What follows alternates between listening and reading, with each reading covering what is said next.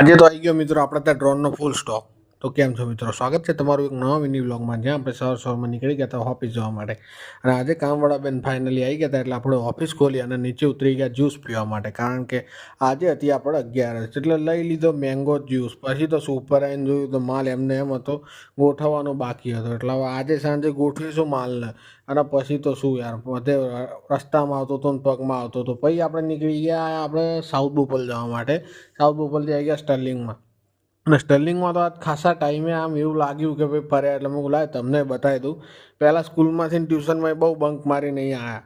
પછી નીકળી ગયા ગાડી લઈને, આપણે એક જગ્યાએ જવાનું હતું ત્યાં. અને ગાડી લઈને નીકળ્યા હોય એટલે એકાદ રીલ શૂટ કરવી તો જરૂરી છે.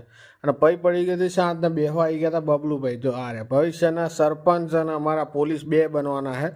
પછી આવી ગયા, એ બહુ ફોર્મ મારતા હતા એટલે સુજલભાઈને બોલાવી લીધા એમનું પત્તું કટ કરવા માટે. અને પછી ફરી નીકળી ગયા જ્યુસ પીવા માટે. અને કહી દીધું કે ભાઈ બનાવી દે જ્યુસ.